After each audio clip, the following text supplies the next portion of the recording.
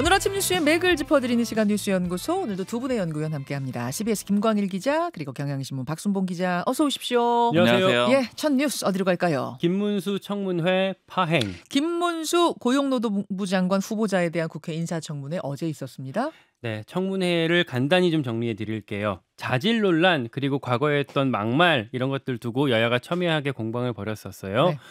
자질 논란은 이 여당에서 했던 얘기는 야, 젊은 시절에 뜨겁게 노동운동에 매진하지 않았었냐. 뭐 일부 발언 중에서는 우려되는 것들도 있지만 행동에 있어서는 부끄러움 없게 하지 않으셨겠느냐라는 얘기를 했고, 반면에 야당에서는 이 정도 발언했던 사람이면은 헌법과 민주주의의 파괴자다. 대한민국이라는 궤도에서 이탈하신 분 아니냐. 이런 사람을 어떻게 국무위원으로 앉힐 수 있냐. 뭐 이런 얘기들을 주고받았었어요. 특별히 더 쟁점이 됐던 어떤 뭐 발언이라든지 사안이 있다면요? 그건 이제 막말 쪽에서 네. 많이 나왔었는데요. 몇 가지만 소개를 해드릴게요. 예. 첫째, 김문수 후보자가 과거에 세월호 참사 추모에 관련해서 죽음의 굿판이라고 발언했었던 게 있었어요. 네네. 이거에 대해서 야당에서 처음에 사과하셔야 되지 않느냐라고 이제 얘기를 했었고, 이 부분은 김문수 후보자가 일단 사과를 했습니다. 네. 다만 이제 뭐 누구한테 구체적으로 사과하는지까지 밝히지는 않았었고요. 둘째, 박근혜 전 대통령은 죄가 없다, 탄핵이 잘못됐다라는 발언을 어제도 했어요. 이 대목은 그 음성을 직접 준비했거든요. 현장으로 가볼까요? 이 박근혜 대통령 탄핵은 잘못됐기 때문에 역사적으로 다시 재평가될 것으로 보고 있습니다. 박근혜 대통령하고는 우리가 같은 학년에 나이도 같고 같이 쭉 살았기 때문에 그분이 뇌물죄로 구속된다면 저도 뇌물죄죠. 그분은 정말 뇌물도 알지도 알겠습니다. 못하고 받을 사람도 아닙니다. 그분이 뇌물죄면 나도 뇌물죄다. 이건 어떤 논리인가 좀 궁금해지네요. 네, 그런데 거기에 대해서는 이제 그 이후에 말이 없었고, 예. 이 얘기를 하면서 그것도 있었어요. 옛날에 김문수 후보자가 저기 거리에서 집회할 때 뻘건 윤석열이 죄 없는 박근혜 대통령을 집어넣었다라고 말한 적이 있었고, 거기에 대해서 야당 의원이 따져 물었었는데, 그냥 집회하다 보면은 감정적이고 격한 얘기가 나올 수도 있다, 뭐 그런 차원에서 했던 얘기다 정도 얘기하고 넘어갔습니다. 그리고 가장 사실 어제 문제가 됐던 거는 역사인식 부분이었어요. 네네. 제주 4.3 이거를 좌익 폭동이다라고 말한 적이 있었거든요. 요거 관련해서는 어제도 또 4.3 폭동은 명백하게 남로당에 의한 폭동이다라고 하면서는 사과 안 할 거다라고 이제 또 강공으로 몰아세웠었고요. 여기에 더해서 일제시대 선조들의 국적이 일본이었다고 보십니까? 라고 민주당 강덕구 의원이 물었더니 네. 나라가 망했는데 무슨 국적이 있겠습니까? 라는 답변을 해서 민주당에서는 야, 이것도 대한민국을 부정하는 거 아니냐, 임시정부의 적동성을 또 훼손하는 거 아니냐. 이하경 의원 같은 경우에는 어떻게 이런 사람을 국무위원으로 우리가 인정할 수 있겠냐라고 이 답변에 대해서 또 지적하고 하면서 결국 어제 청문회가 파행까지 맞았습니다. 자, 어제 인사청문회에 대한 여야의 반응은 어떤가요? 뭐 야당 민주당 쪽에서는 뭐 일관되게 이런 사람은 안 된다, 사퇴하시라라는 얘기들을 하고 있고, 네. 국민의힘 같은 경우는 사퇴시킬 수 없다라고 하면서 이제 뒤에서 속에서 이제 물밑에서 하는 얘기들은 이 사람 말고는 더 찾을 사람이 없다. 인재풀을 얘기하는 거군요. 네, 당 주요 관계자가 어제 했던 얘기가 청문회 답변도 솔직히 그냥 아무 말 대잔치로 보인다. 그럼에도 불구하고 이분 말고 딱히 할 사람이 없다. 노동 쪽은 인사를 할 수 있는 폭 자체가 없다라고 뒤에서 얘기를 하더라고요. 자, 박순봉 기자는 어떤 부분에 주목하셨습니까? 그리고 이제 노동개혁의 이 방향성을 어떻게 잡고 있느냐를 이 인사로 볼 수 있지 않겠느냐, 이런 얘기들이 좀 당내에서 나오더라고요. 네. 그러니까 어제 국민의힘의 이제 노동 분야 전문가랑 얘기를 해봤는데, 원래 이 윤석열 대통령의 노동개혁이라는 건 크게 두 가지로 볼 수가 있다라는 거예요. 하나는 노동 유연화, 그리고 또 하나는 법치 확립, 이렇게 두 가지로 볼 수가 있는데, 이 첫 번째 유연화는 이미 막혔다라는 걸 보여주는 게 이 김문수 장관 후보자 임명이라는 거예요. 이게 어떤 의미냐면은 기본적으로 노동개혁을 하려면 법을 바꿔야 되고요. 그다음에 노동계랑 대화나 타협을 해가지고 사회적 대타협을 이끌어내야 되거든요. 근데 김문수 후보자 같은 경우에는 사실은 노동계에서 굉장히 강력하게 반발한 인물이죠. 그래서 이제 이 사람을 통해서 대화를 하겠다라는 그런 의지를 보여주긴 좀 어렵다라고 보는 거고, 그다음에 두 번째를 보면 법을 바꿔야 되는데 법 바꾸는 게 지금 어렵잖아요. 그러니까 여소야대 국면인데다가 윤석열 정부가 추진하는 그런 노동개혁의 방향에 대해서 야당에서 동의를 안 하고 있어요. 근데 네. 결국에는 이 윤석열 대통령이 이런 상황이 되다 보니까 유연화는 못한다라고 판단을 내린 게 아니냐. 특히 이제 기존에 보면은 주 69시간, 주 최대 69시간 그 노동 유연화 정책을 발표를 했다가 크게 역풍을 맞은 적이 있었거든요. 네네. 그러니까 한번 역풍도 맞았고 그 다음에 어차피 야당이 동의도 안 해줄 것 같아요. 이러면 결국 사회적 대타협을 통한 노동 유연화는 못하게 되는 상황이 오니까 그러다 보니까 이제 법치 쪽으로 자꾸 끌고 가는 그런 상황이 됐고 그래서 기존에 보면은 이제 뭐 건폭 뭐 아니면 뭐 이제 화물연대 파업 이런 거에 대응할 때 굉장히 강경 그런 정책을 내세웠잖아요. 그러니까 요것만 조금 남은 상황을 보여주는 게 아니냐 이런 해석들이 좀 나오고 있고요. 네. 그럼 결국 이런 상황에서 김 후보자한테 기대하는 역할은 뭐냐? 당내에서는 사실은 오히려 좀 우려하는 목소리들이 많은데 일단은 당내에서 대통령실의 판단을 선회하는 얘기는 뭐냐면은 그냥 이제 그 최대한 이해해 보자면 어떤 의미로 보느냐면은 예. 어차피 야당하고 잘 안 될 바에는 차라리 나가서 전투적으로 싸워주는 사람이 낫지 않겠느냐. 그러니까 아주 강경한 사람을 내세워가지고 야당하고 강대강대치를 보여주는 게 오히려 낫다 이런 판단을 했다라고 보는 건데요. 어차피 협치는 안 될 거라면은 강경파가 나가서 싸우는 게 낫다. 뭐 이런 맞아요. 이런 식으로. 그런데 이제 문제는 여당 내에서 불만들이 꽤 많이 있는 거예요. 일단 첫 번째로는 뉴라이트 논쟁으로 이 번지는 거. 특히 지금 한동훈 대표 그러니까 한동훈 대표 체제에서 지도부가 원하는 거는 민생 중심의 정당인 거잖아요. 그렇죠. 근데 계속 여러 가지 이슈들이 계속 이념 논쟁으로 이렇게 불이 붙는 그런 경우가 많았고 특히 이 김문수 후보자 같은 경우에는 더 그런 경향을 발언에서도 많이 보여주는 그런 상황이잖아요. 어제 뭐 여권 관계자가 한 얘기가 좀 인상적이었던 게 뭐냐면은 이 박근혜 전 대통령 탄핵 얘기를 하는데 네. 그걸 끌고 들어오는 것 자체가 굉장히 부담된다라는 거예요. 왜냐면은 보수 내에서도 이견이 있는 이슈들은 굉장히 불리한 운동장이라는 겁니다. 그러니까 예를 들자면 탄핵이 옳으냐 그르냐에 대해서는 보수 내에서도 갈라지잖아요. 박근혜 대통령 탄핵. 네, 예. 그러면 이게 쪼개지게 되는 상황이 오게 되고 불리한 이슈이기 때문에 예. 안 거론해 주는 게 좋은데 마찬가지로 뉴라이트도 마찬가지라는 예. 거예요. 그러니까 보수 진영 내에서 뉴라이트가 싫다고 하는 사람들도 또 굉장히 많거든요. 그러니까 결국 불리한 이슈를 계속 가져와서 특히 그걸 가지고 이념 논쟁을 벌이게 되는 이런 상황들은 좀 부담이다 이런 얘기들이 나오고 있어요. 그러니까 고용노동부 장관인데 이분의 과거 발언, 행적 이런 것 때문에 자꾸 그런 이슈들과 이게 묶이게 되는 게 부담스럽다라는 게 이제 맞아요. 여당의 은근한 속내다 그 말씀이신 거죠? 네. 알겠습니다. 여하튼 김문수 후보자 뭐 인사청문회는 파행으로 끝났습니다만 임명이 그대로 그냥 되겠죠? 보통 그런 식으로 해왔으니까 뭐 그러지 않을까 싶습니다. 사실 이 정도 논란은 이미 예상을 한 예상된 거기 때문에 거예요. 임명은 당연한 수순이라고 봐야 될 것 같습니다. 자, 두 번째 이슈 넘어갑니다. MBC 당분간 그대로. 법원이 MBC 대주주죠. 박문진 방송문화진흥회 차기 이사진 임명에 대해서 제동을 걸었습니다. 네, 가처분 신청을 인용해줬어요. 그러니까 방송통신위원회가 위원 2인 취재로 임명했던 게 적법한지 제대로 따져볼 필요가 있다라는 취지로 얘기를 한 거예요. 예. 이진숙 방통위원장이 김태규 부위원장이랑 둘이서 박문진 이사 6명을 선임했었잖아요. 네. 그때 기존에 있었던 야권 추천 박문진 이사들이 이거 막아달라라고 소송을 걸었었거든요. 가처분 소송. 네, 그 가처분 소송의 결과가 어제 나왔는데 법원이 일단 문제가 있을 수 있으니까 이사 선임의 효력을 본안 소송이 나올 때까지 그때까지 일단 중지하십시오라고 어제 판결을 했었어요. 그러니까 일단 중지 뭐 이렇게 되는 거네요. 맞아요.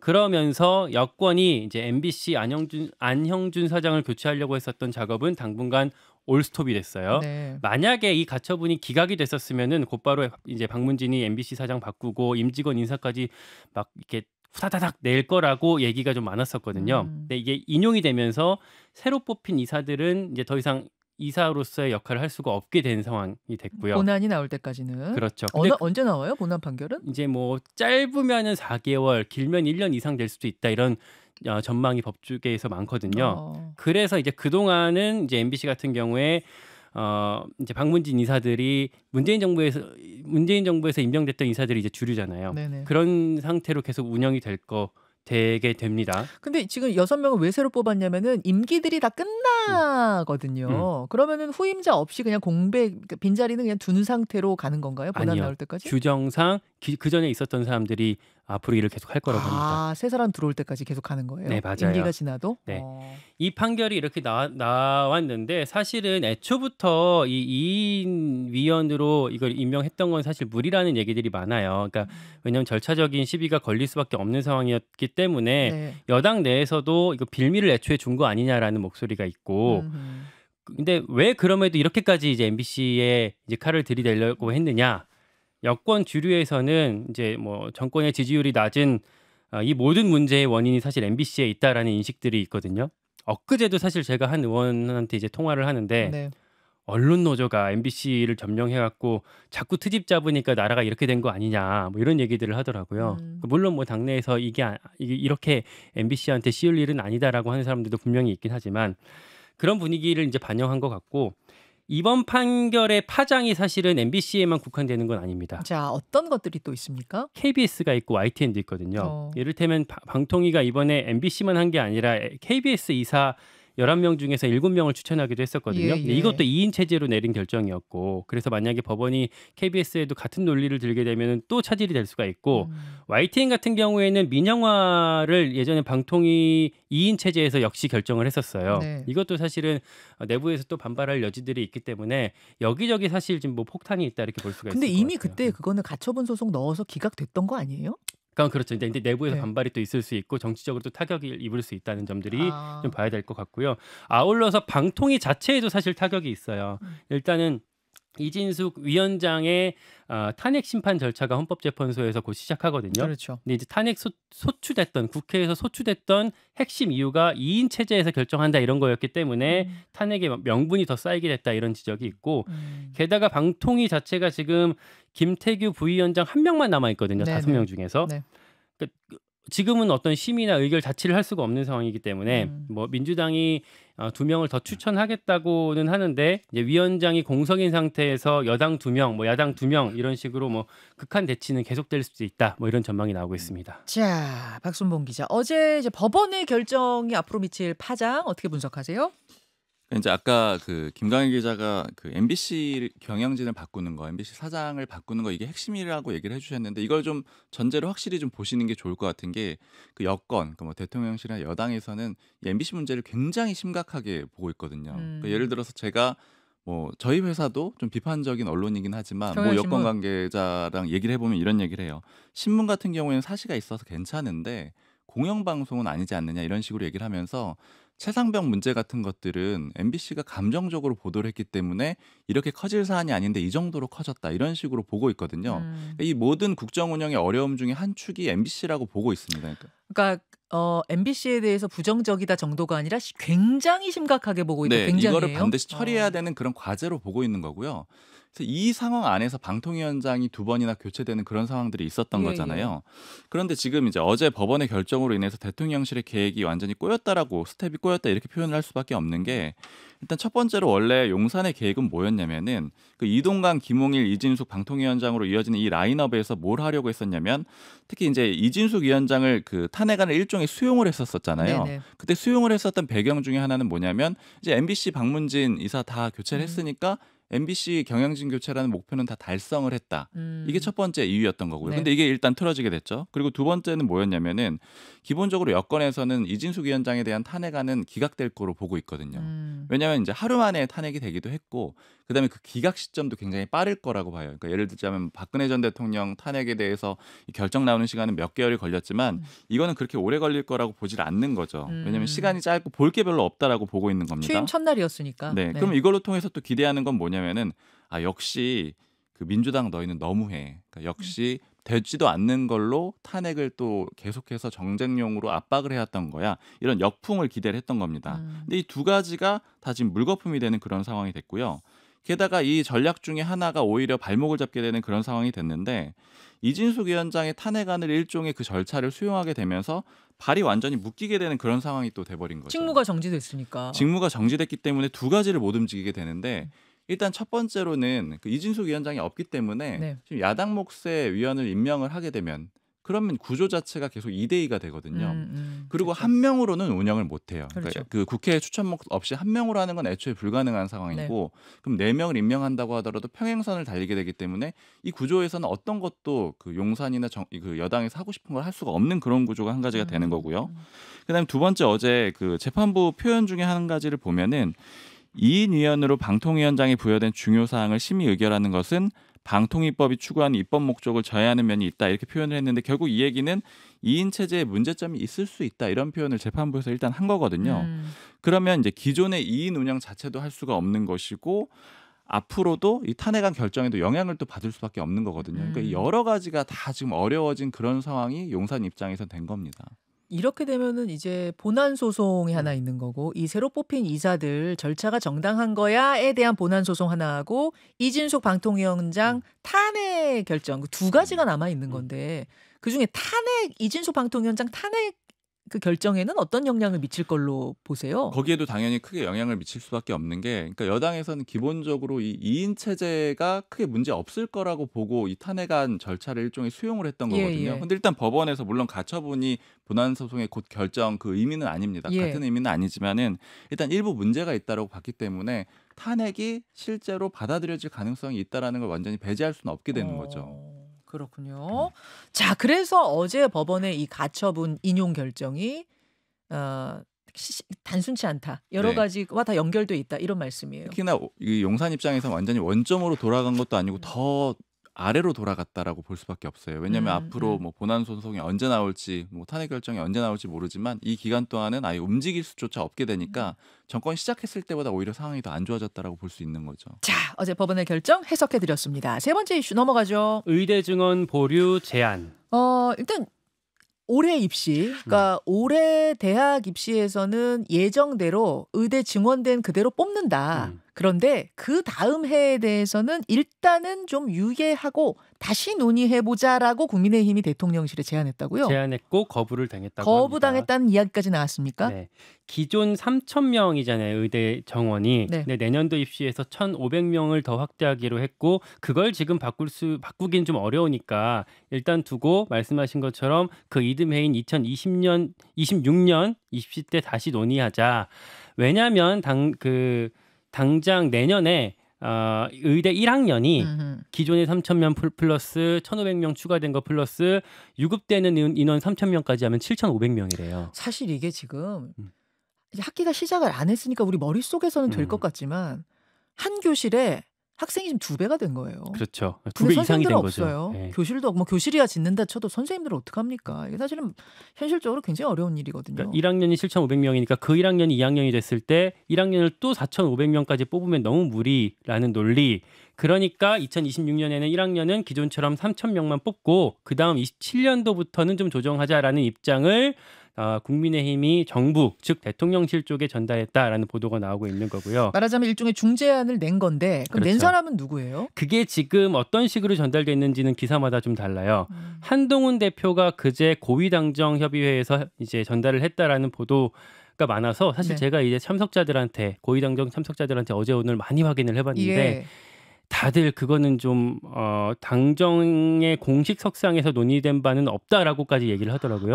당정협의회 공식 석상의 의제는 아니었다? 여러 참가자들이 다 그렇게 얘기를 했는데 제가 조금 전에 한 참석자한테 들었던 이제 추가적인 얘기는 한동훈 대표가 공식 그 당정협의회에서 말하진 않았지만 한동훈 대표랑 대통령실 사람들이랑 그날 고위당정 열린 날 따로 좀 얘기를 한 것 같다. 그 얘기까지 이제 확인했거든요. 말하자면 비공식 면담 같은 게 있었다는 얘기예요? 그렇죠. 거기서 얘기된 게 아닐까. 예. 근데 이제 결국은 거부당했다는 거잖아요. 그렇죠.